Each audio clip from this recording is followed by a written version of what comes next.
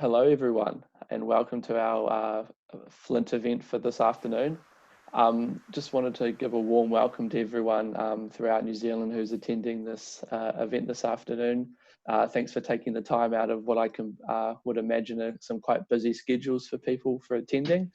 I know that the Wellington Flint team is just thrilled to be able to put on this webinar for everyone, and we hope that that everyone walks away with something or some useful information for themselves.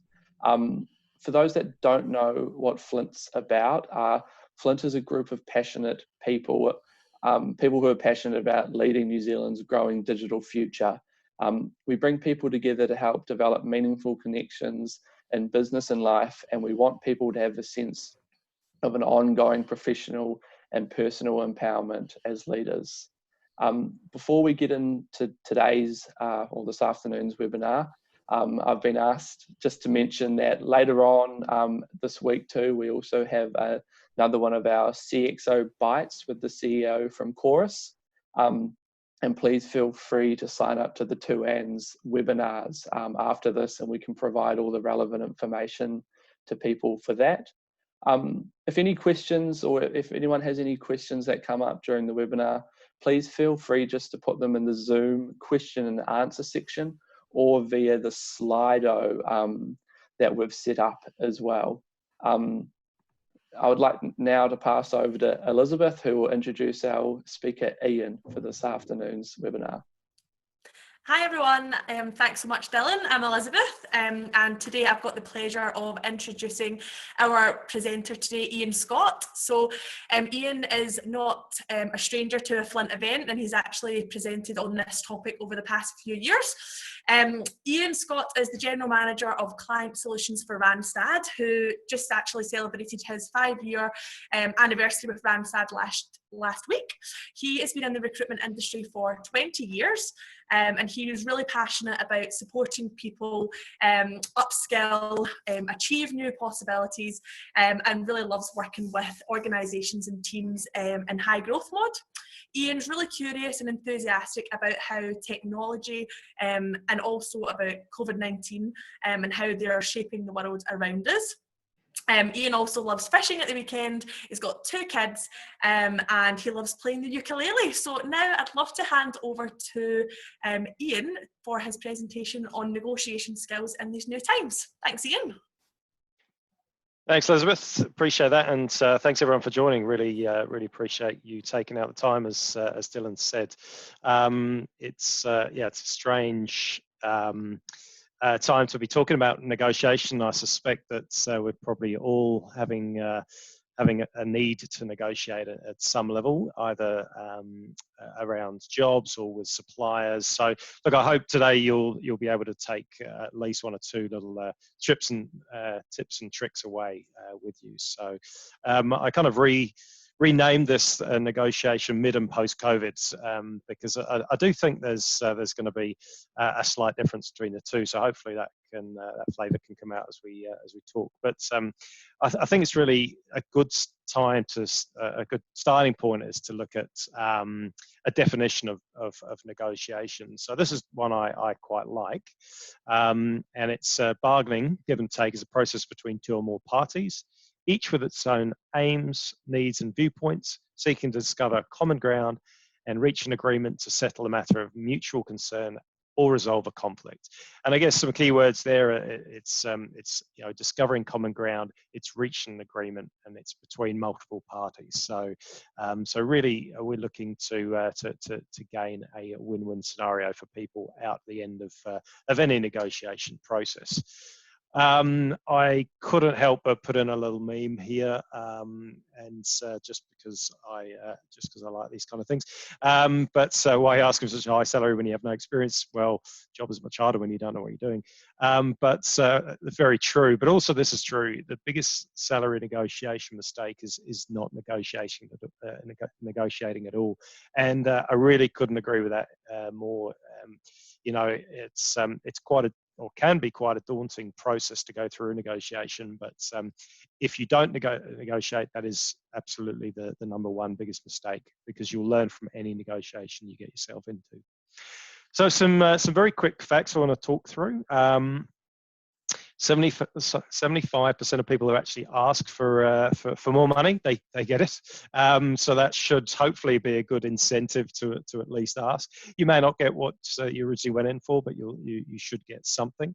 And 28% of people say they're uncomfortable. I suspect that number's actually grown. I think that's a bit higher. It seems to be slightly higher for women. Again, I'm not entirely sure if that remains true, but this is certainly statistics that I found. But I guess it sort of talks around that sort of gender issues in this process as well.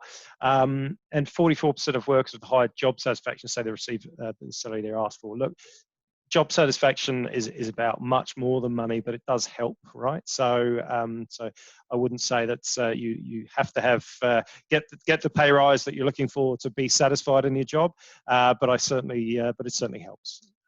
So I like to start when thinking about any negotiation at all. If you're going into a process, think about your mindset. It's a massive part of getting what you're after. And I've put a few kind of quick tips down there. There's a few other things that you could add to that list, but I recommend strongly that you, if you know you're going to go into a good negotiation with anybody, be well rested, well fed. Turn up punctually, be there on time, if not a little bit in advance.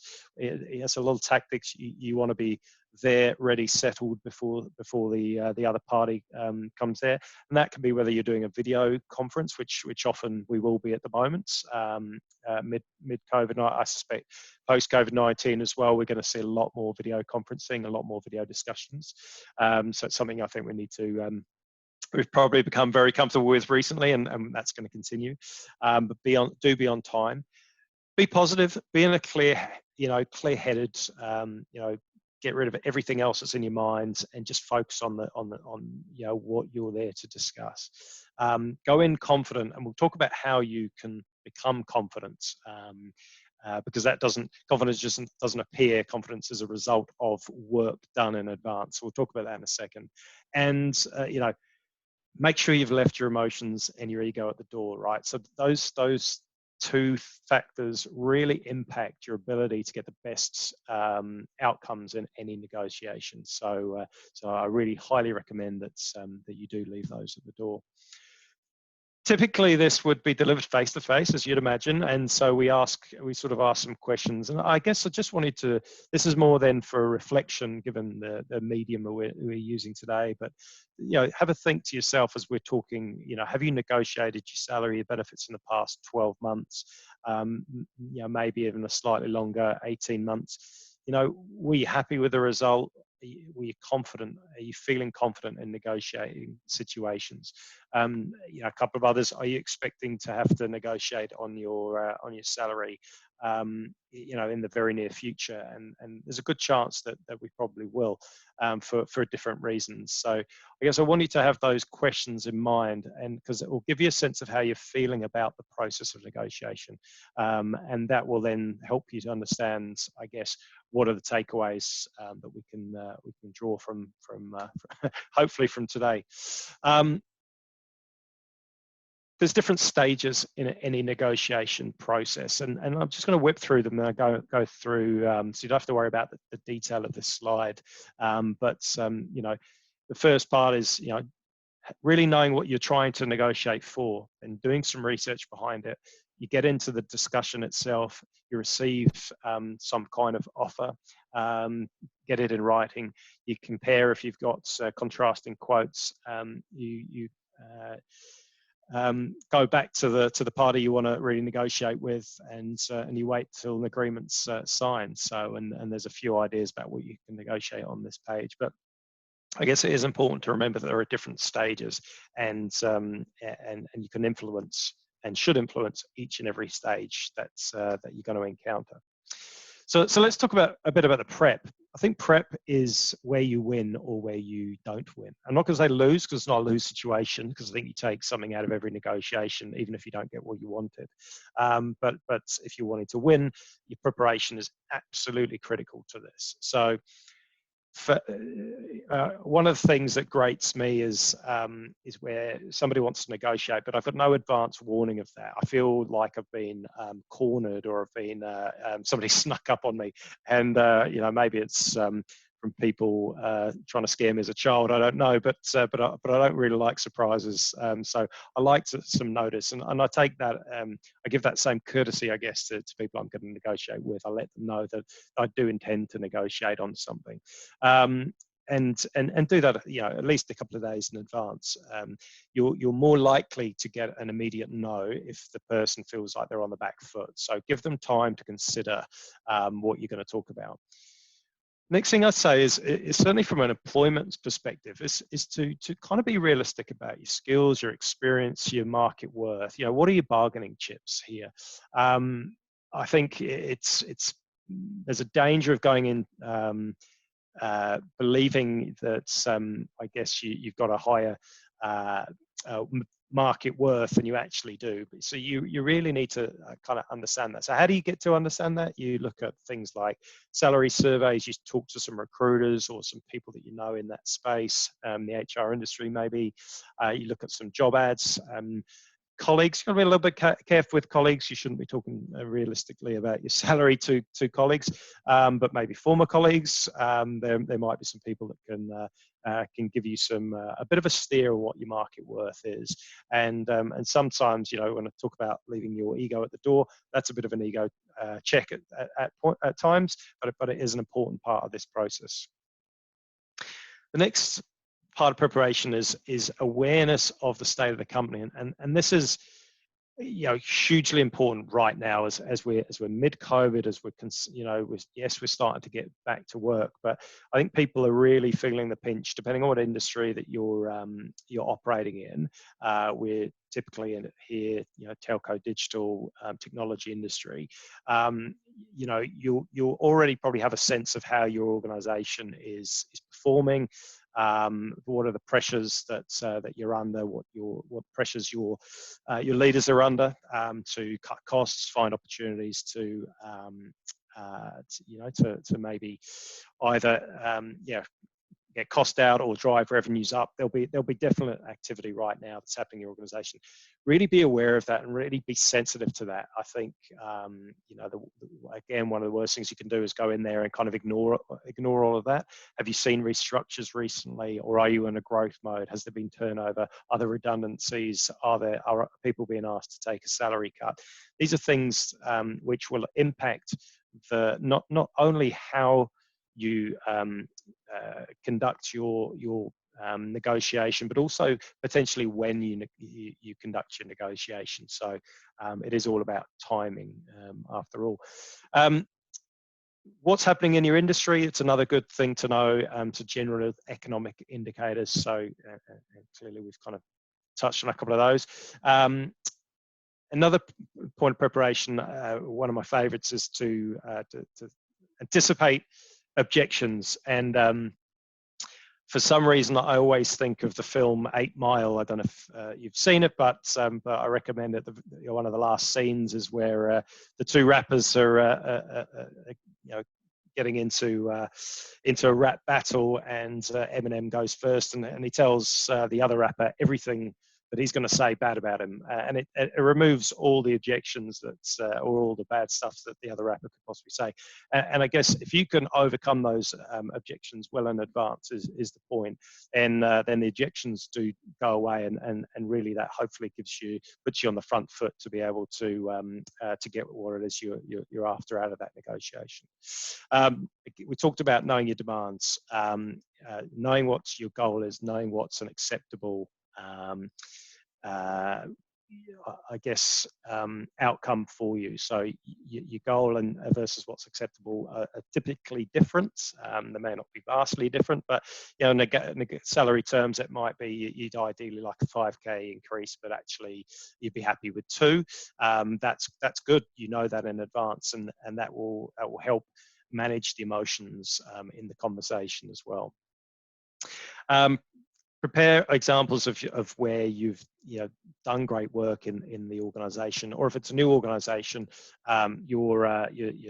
have your anecdotes and your stories about the value that you've demonstrated in your current role when looking into a new role, because you know, even if it's a manager that's, and sometimes it's worse when it's your current manager and you're going in to negotiate your current salary, they can forget what you've been involved in. They forget what additional stuff you've done around the traps. They forget what extracurricular discretionary effort that you've put in, the fact that, you know, your long hours and all the rest of it. So it is good to prepare examples of that, and to be able to bring those up to the fore, and don't be too shy about that stuff.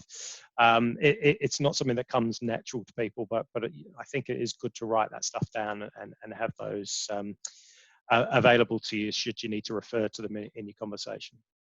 And kind of last bit I put there is do practice. If you can get in a conversation with a friend, a partner, a coach, somebody, I would highly recommend it. It's so useful to be able to actually talk to people about what's you know, go into that negotiation. Hopefully they can be a bit tough, show a bit of tough love with you, and it'll prepare you better mentally for when you're actually getting in that discussion. So when you do open up the conversation, I talked about picking your time, and it is really important to know when to get into that, and the context is always important. So we talked about, is it a new job opportunity within your existing organisation or outside your existing organisation, or are you renegotiating your current terms? Have you looked at the targets, any targets you've got set in your current role, and are you meeting these? Be aware of how long your boss has actually been in the role, because that can be a help or a hindrance. So a new boss, and you're going in the door day one and saying, right, I want a pay rise, they probably don't have enough information about you or context about you to make a decision. So just be aware of the context, right? The stability in the team. So if you've seen people leave, unfortunately, it might be a good time to bargain. If you know, if there's 10 of you in the team, 3 have left recently, and your boss wants to keep hold of people, maybe that's a good time to negotiate. Although be careful around that one. I don't like to negotiate when personally when there's not a balance for both parties. So just be careful that bargaining doesn't become blackmailing, but we'll talk about that in a second. And has there been a global pandemic? So what are the other factors that are going there? We talk about asking questions. So what we're not doing in this, it's not blackmail. We're not making demands. If you don't do this, I'm off. I think that's a really poor way to negotiate. And it's also not, as you'll see in the next point there, it's not acting in good faith, in my view. I think if you're going to come to the table, ask questions, see what's available, see what can be done, and walk away with information and make decisions after that. You don't necessarily need to typically make a decision on the spot there and then. So it's about asking the right questions, coming away with the information, and making some decisions, and finding that win-win if you can in that negotiation, and smiling and being confident through that process. That confidence is going to come from the preparation that you've done. So, what about COVID?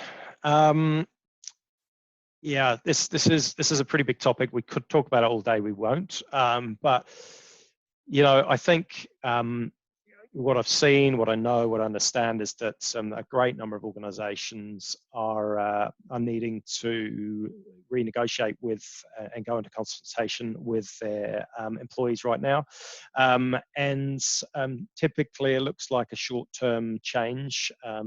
And I guess if and when your organisation does come to you and ask you to kind of negotiate on your current terms, that might be to take a salary decrease, shorter a number of days in a week, to take holidays early, whatever it may be. I challenge us all to really think about the position of the organisation as a whole. What is acceptable to you in a short-term basis? How long is that for? Is it for the greater good, and do you care about the greater good, or you know, what's your perspective on this? And that's a very personal thing. There's no judgment. I think should be associated with that.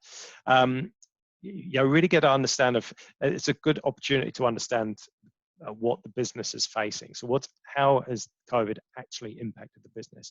So it will give you I guess if you don't already have a strong commercial understanding of your business, it's a great opportunity to get quite close to it. You'll see the levers that people can pull, you'll see the drivers, you'll see how your organization can cope or not, depending on what's happening out there in the market. So understand those market forces on your business is a really good thing for you to understand anyway, if you're not currently in a position where you can do that. Are there any alternatives if you don't negotiate? Or what else would happen? So, in some scenarios, if you go into consultation and you don't you don't agree to move from 5 days to 4 days, will that mean your role could be made redundant, or other people around you could be redundant?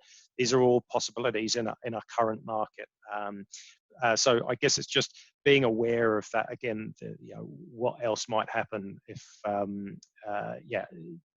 if we decide not to get into negotiation or with our organisations. So, but of course, if we are in the situation where we've had to negotiate, we had to get in those conversations. When can you renegotiate? Is there a deadline for the change in your position, your salary? So that's what I'd be looking for. So I don't think we should be looking at any changes to our circumstances as a permanent change. We'd like to think we can recover fast. In which case we can recover our employment position. I'm sure there'll be some questions around that, which hopefully the panelists and I can answer.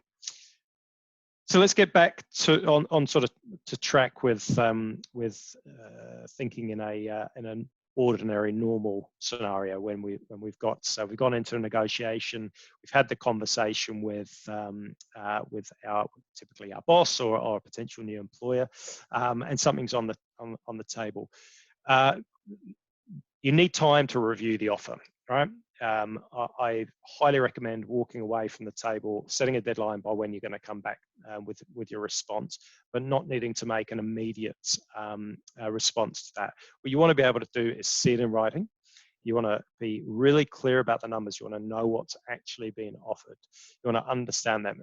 Things like, a classic example is commission schemes. So if there's a commission or a bonus scheme, really get to understand what that looks like and when you can get it, how you get it, why you wouldn't get it. Ask questions like, especially if it's a new organization that you're looking at, find out if how many other people have received this bonus in the past. How often do they pay that out?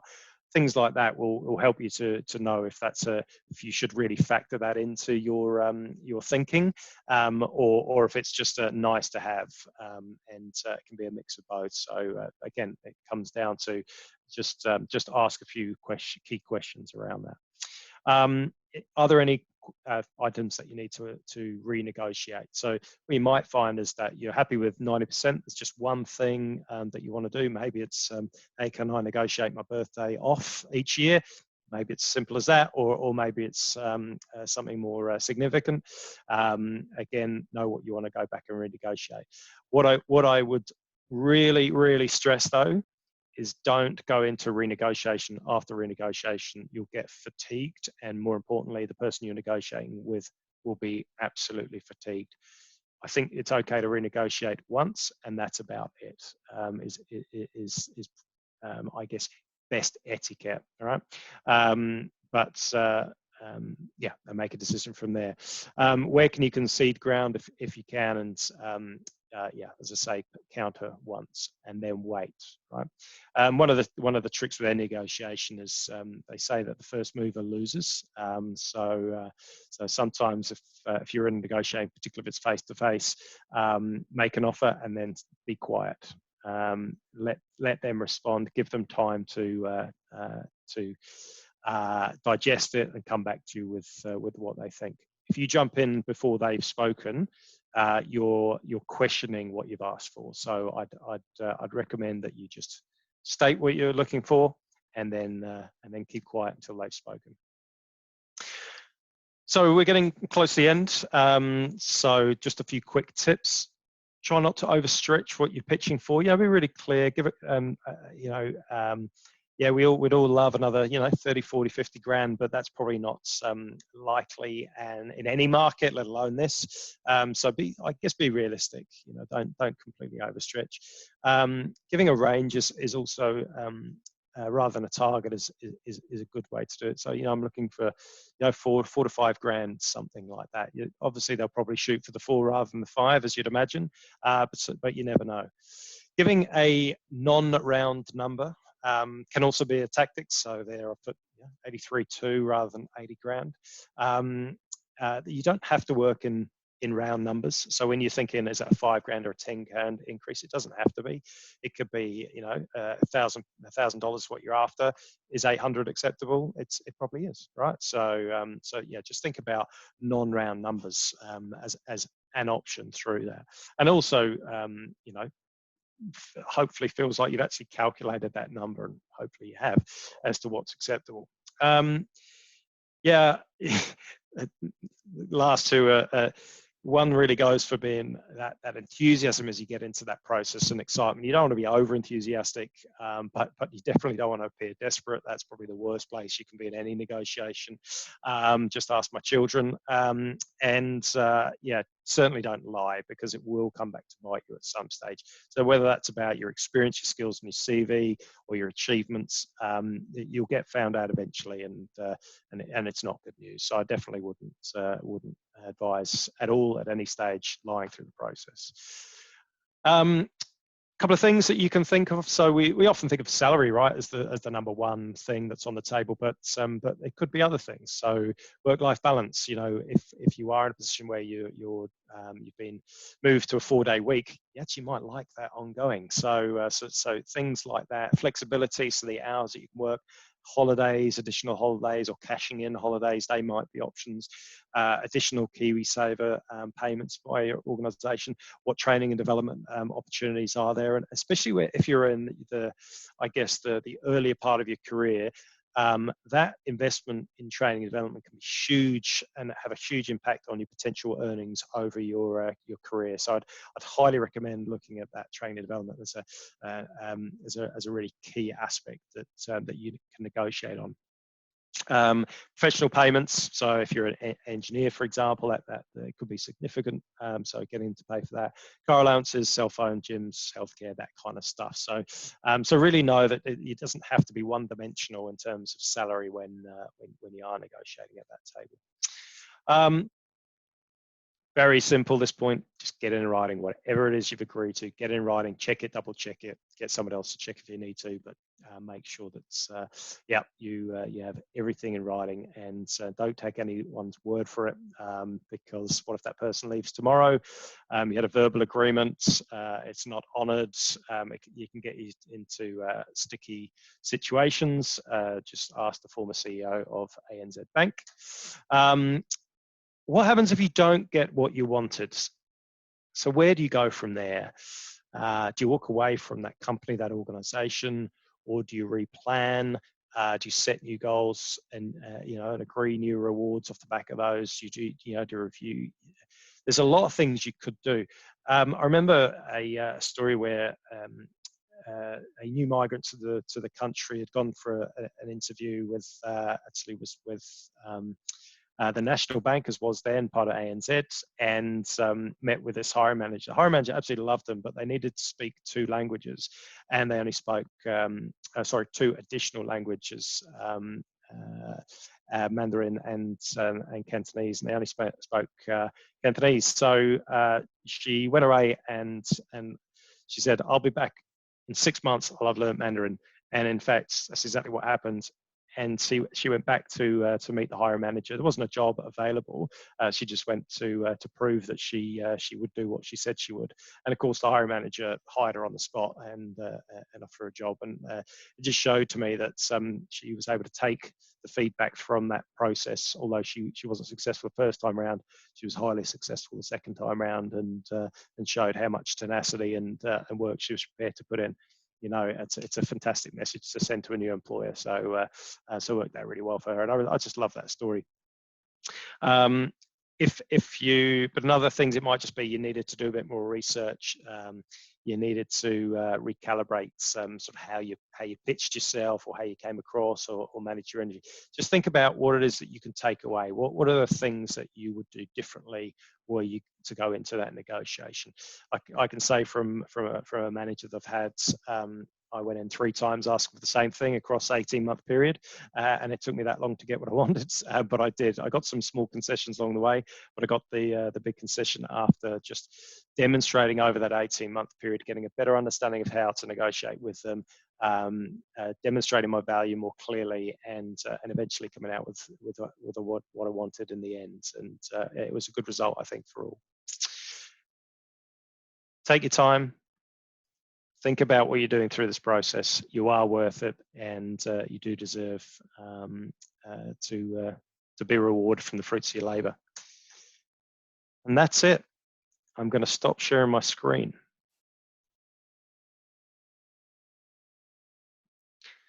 So hopefully you found 1 or 2 tips in there. I can see some questions, some chat coming through. Dylan, Elizabeth, can I pass to you? Yeah, absolutely. Well, thanks so much, Ian, for that. That was great. We've had quite a lot of questions come through on the Slido platform, and we've got a couple in the Q&A function on Zoom. So myself and Dylan will start off with those, but please keep asking those questions. We'll get through as many as we can. Some ones that have come through over in the Slido app. Can you give us an example of how to articulate your own values? You've spoke about that in the presentation about coming with the evidence and things like that. How would you articulate your own value? Yeah, it's really good. I think there's 2 parts to that. You got to understand the person you're negotiating as much as you can, understand that person's view of what they find is valuable. So do they find the fact that you've been involved in the social club as being really valuable as a member of your organization, or is it just all about money, or is it just about projects being delivered on time? You know, what is it that they find valuable? And also on the other side, you know, really understanding the things that the successes that you've been able to deliver over time. We can be a bit shy about that, particularly Kiwis, right? So we don't necessarily like to talk ourselves up too much about what we've done. But if we don't, then who else is going to fight our corner? So I think it's really important that as you go through over the course of 6 months, a year, you record the things that you've been doing well as a little reminder for yourself for when you need it getting into that negotiation phase. Thanks for that. I guess that another question that came through that's related to that, do you have any tips on how you can track your progress and success at work if you're in an environment that's not oriented around measurable KPIs? Yeah, it's a really great question, whoever asked that. There's sort of a couple of parts to it. All roles, all job types will have key responsibilities. So even if you don't have as such KPIs, so you have to do this many, this much revenue or create this much profit or whatever, you may not have those, but you will certainly have areas of responsibilities. So cautiously, I'd say have a look back at your job description, and I'll say why I say cautiously in a second, but go back to your job description, look at what you're supposed to be doing, but then make sure you know on an every week, every month basis what your manager actually wants you to do. Often job descriptions are created in the absence of knowing what a hiring manager actually wants you to deliver, right? Or the scope changes over time, or you get added responsibilities.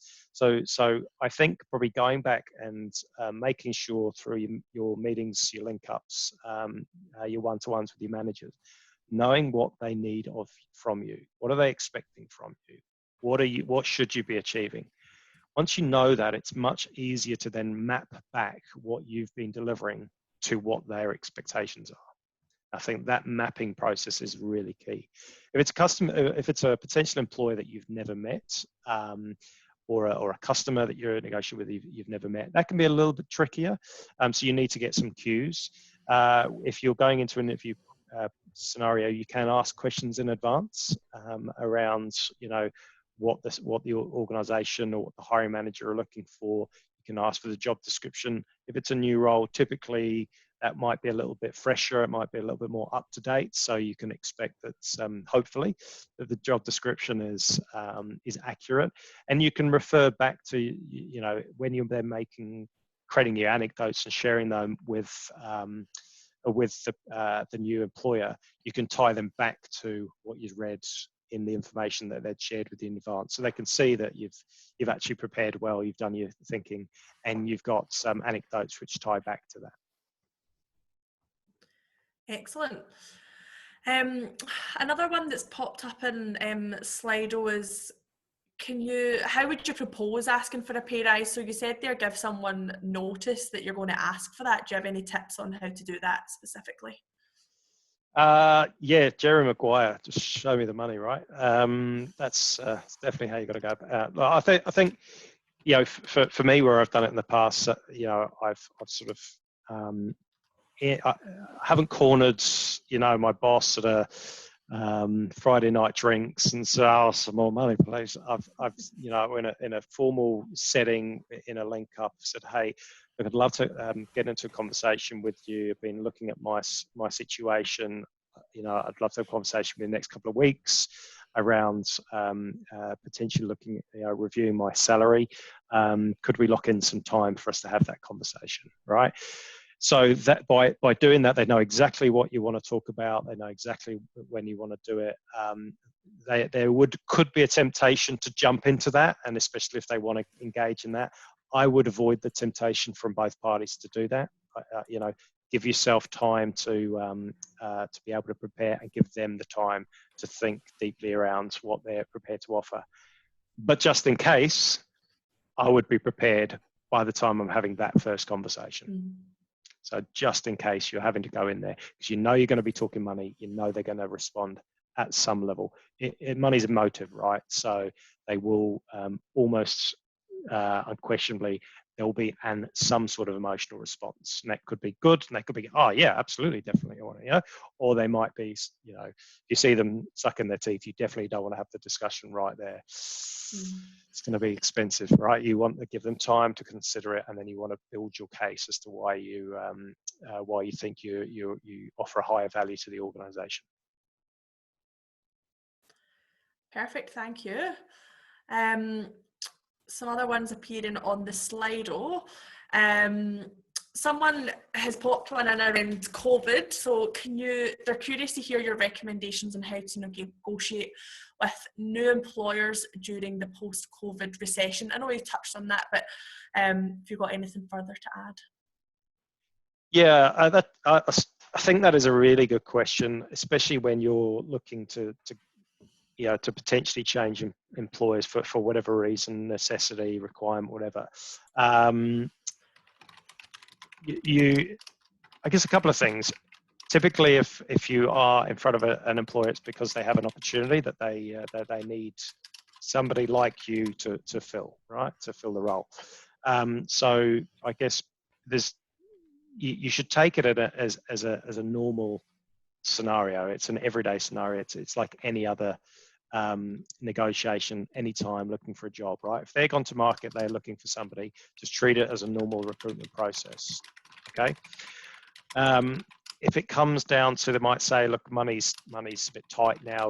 Typically we'd offer, maybe $80,000 for this role, but right now we can only offer 75. If it's the right opportunity for you, and you can get a renegotiation written into your contract to look at 85 after 6 months, for example, you got to decide for yourself if that's an acceptable position. All right, and it may well be. So I think being a bit more innovative and a bit more flexible about what you'll accept in that conversation is important.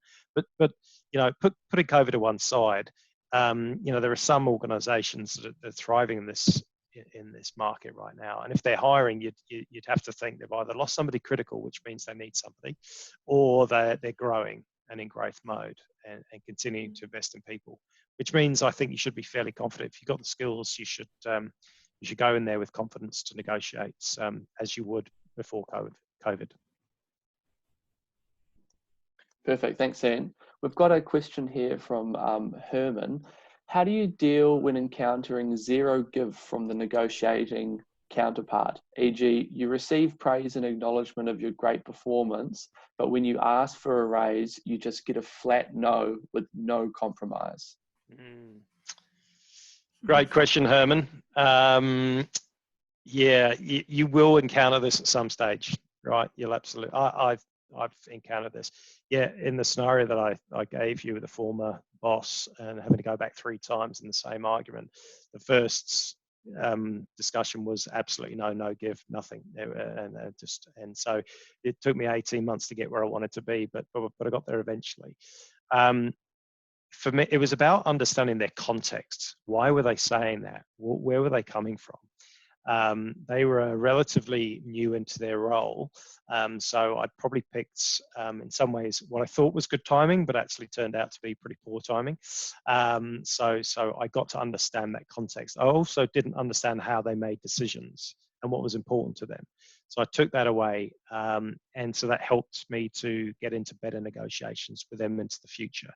Because every no is really, or every decision is a snapshot in time. It's how they feel right in that moment, you know.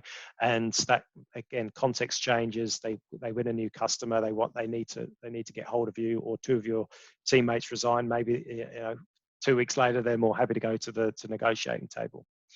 If you do get to a scenario where, you know, you've had a couple of conversations with this person, they're just not going to move and they don't see value in you, then you need to think about, well, does that mean you need to look elsewhere? Does that mean you need to look at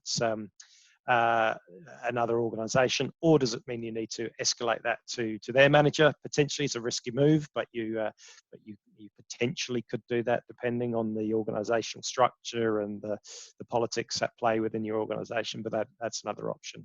I guess it's around finding ways to negotiate around that obstacle, like any obstacle.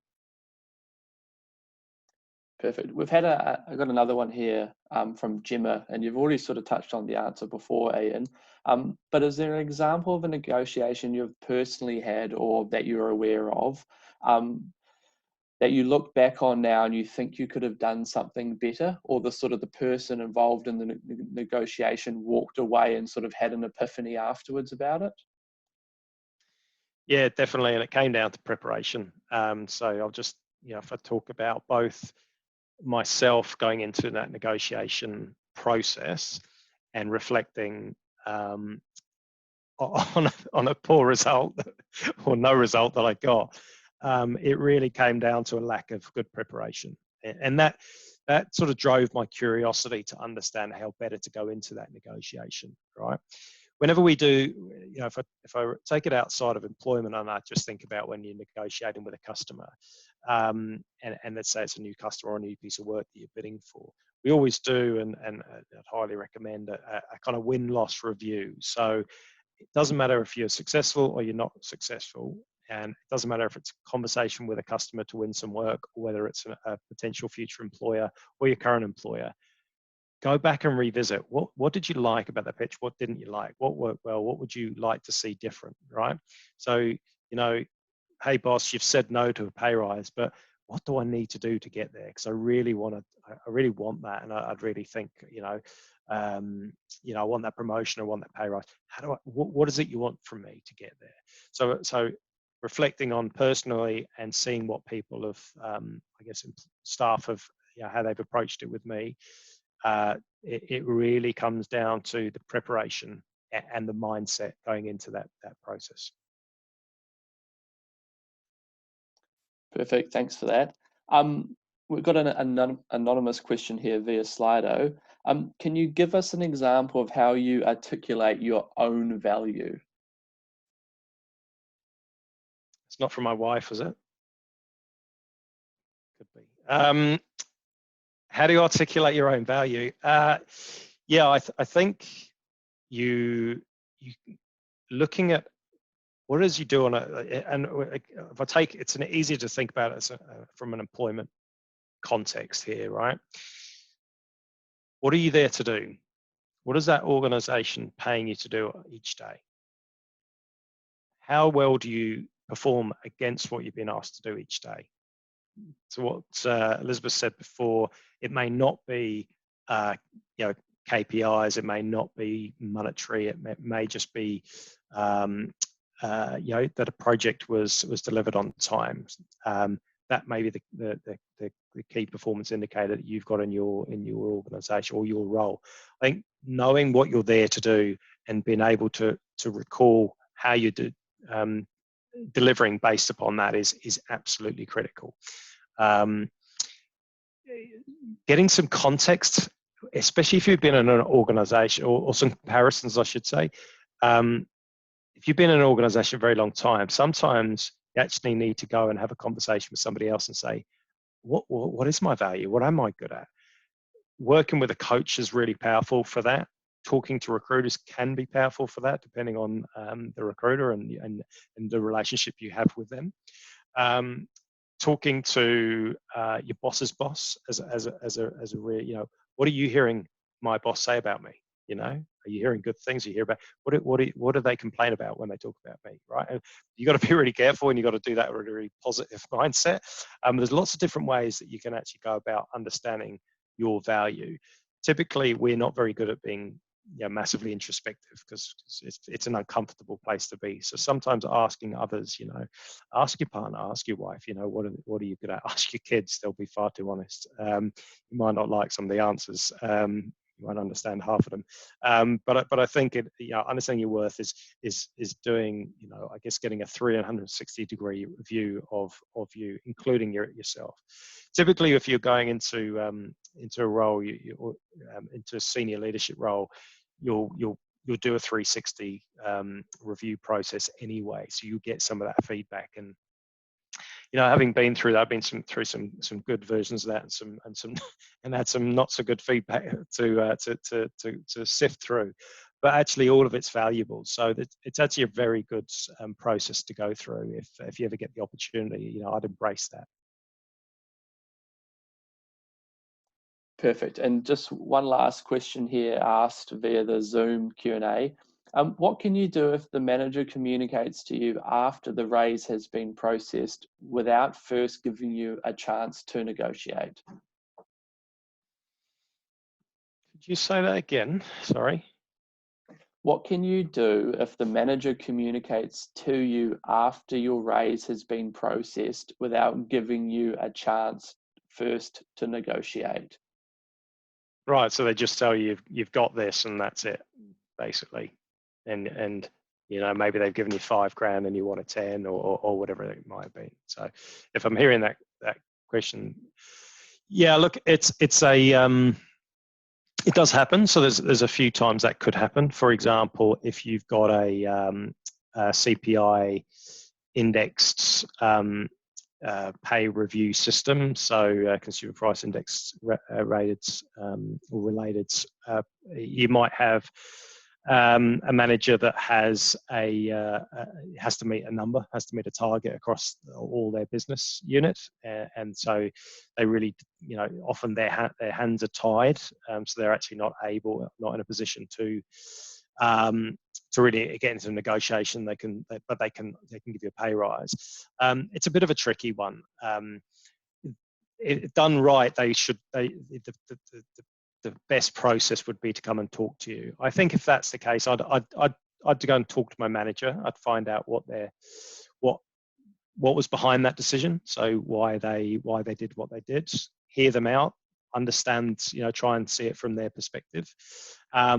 If you're then uncomfortable, then maybe having a private conversation with human resources if you have them, so you can again just raise the concern or have a conversation, and really just to get their context and take it from there. So it may be that nothing else could have been done, and that's the best that the organisation could offer you. It may be that the manager's gone rogue and not followed due process. So yeah, I think. But my first response to anything like that is ask the question. Have a straight up, honest conversation with your boss. Perfect. And lucky last one, how would you go about negotiating an available role in a new project in a different field? For example, like moving from a technical role to a management role without the experience. Yeah, very good one. I mean, typically, if you're going to, if you're being considered for any role, any move in a role, it's because somebody feels like you're the best person for the job and that you can do it. And you know, if I think about that in the context of even the gender imbalance in salaries, if you're worth it, you should get paid for it. Don't matter what gender you are, don't matter what race or creed you are. If you're worth it, you're worth it. If you can do the job and if you're selected, then that shouldn't be the case. So moving from a technical role into a leadership role, what you should be offered should match what's on the table for any candidate, in my view. If you feel at any time you're getting shortchanged there, I would address it. I would address it. If it's a new organisation, typically in that scenario, it's an existing organisation, so you'll know what the protocols and how to go about having that conversation. If in doubt, talk to an external party to support you there. If it's a new organisation, you know, raise it, and you probably want to think, is that an organisation you want to go and work for? You know, if they're giving you a low offer based upon your lack of experience, if they think you're good enough, they should pay you for it. Excellent. Well, that wraps up all of the questions, and we just want to say a huge thank you to you, Ian. We've really enjoyed listening to your presentation, and I'm sure everyone's got some new skills that they can take away when they go into their next negotiation. So thank you so much. You're very welcome. Thanks, Ian. So just to finish off, we have been recording the session, so if you want to go back and listen to Ian's dulcet tones again or write some notes down and just get reminders, then it will be up on our YouTube channel later tonight. So that's the 2An's YouTube channel, and we're going to make, we'll put it up on social media as well, that you can get access to it. If you haven't registered for our CXO Bites tomorrow, as Dylan said, we've got JB Russello from Chorus, so he's the new CEO there, so be good to listen to that. And then just I wanted to say thank you to the Wellington team for putting this session together. I'm working with the Christchurch team on one in a couple of weeks, and we're going to take a step aside from even thinking about COVID and think about future tech and just try and, you know, take our minds somewhere else and think about all the exciting things that are coming and maybe even have been accelerated. And then I'm working with the Auckland team on a bit of a follow-up from this session on career planning. You know, how do you plan your career now that, you know, we've gone through this disruptive time? So you've got negotiation skills today, and then in a couple of weeks' time, we're going to be talking about, well, what else do you need to do to prepare yourself for the post-COVID environment, I suppose you want to put it that way. But otherwise, just thank you so much to everybody for joining. Thank you, Dylan and Elizabeth, for pulling it together. And thank you, Ian, for doing a great presentation once again. Thank you for having me. We'll see you all again next time.